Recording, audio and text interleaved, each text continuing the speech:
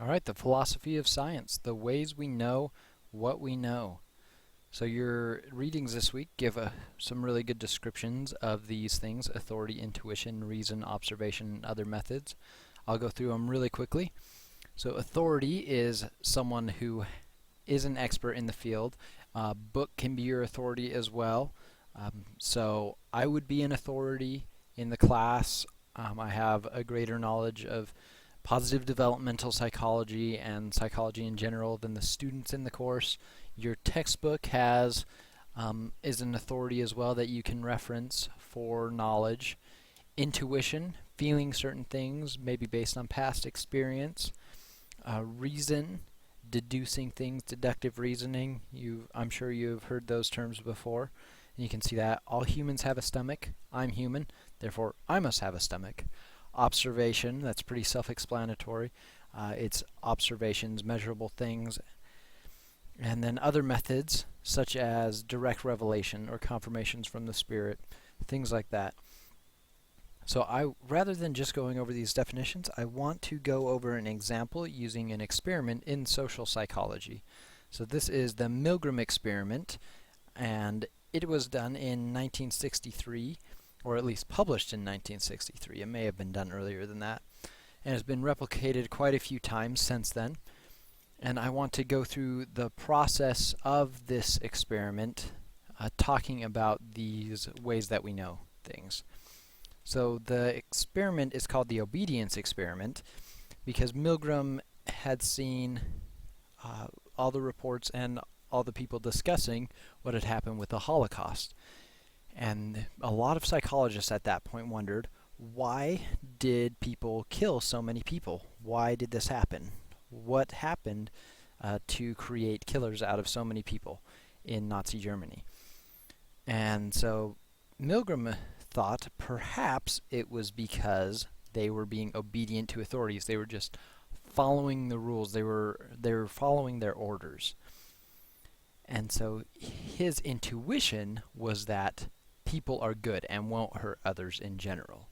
So just based on his past experience, he intuitively felt or intuitively knew that people are good and they don't want to hurt other people.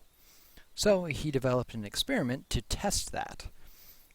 With his experiment, the first time, because he did this multiple times, he took 40 men that were in between the ages of 20 and 25, and he brought them in from the surrounding area in the northeastern U.S., and they were just everyday people that got the newspaper and saw the ad for this study that they would get paid for. So they came in, and what happened is they were directed to teach a participant, a learner, and they were the teacher. And they, as the teacher, would give them words that the learner would then have to memorize.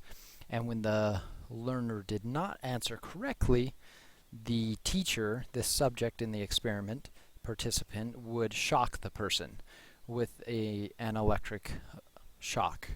And so these shocks were presented to the participant. They were actually shocked with 45 volts themselves, so they believed that it was real. And the idea was, as the instructor or as the experimenter told the teacher to shock this person, that at a certain point they wouldn't do it anymore because people are generally good. Milgram's intuition was that people just would not want to hurt other people, and so even if they were told by the experimenter to keep shocking all the way up to 450 volts, where it says severe shock, danger, that people would not do that. So he thought, well, before I do this, maybe I'll get some experts to weigh in on this, get some authorities. And so he went to some experts in the field and he asked, all right, so how many people do you think will go all the way up to severe shock? And they said, well, from research in clinical psychology, we know that 1 to 3% of the population are sociopaths and want to hurt people. So we think that it'll be about 1 to 3% of people will shock people all the way to the end. And he says, okay, so that is an example of appealing to authority, and those authorities' decision was based on reason and intuition. So these authorities also felt like people in general were good people, and they used reason, saying, well, we have the evidence saying about 3% max of the population wants to hurt people. So we reason from that only about 3% of your participants will shock all the way to the end. So they ran the study. Milgram ran the study, and what he found was that 26 out of the 40 participants shocked the learner all the way to the end. And a total of 14 participants defied the experimenter at some point. Only a few of them stopped pretty early on in the experiment. So these are observations that were made. So we've got some good examples of all these things so far. And these observations were surprising. Well over half of the participants shocked people all the way to the end.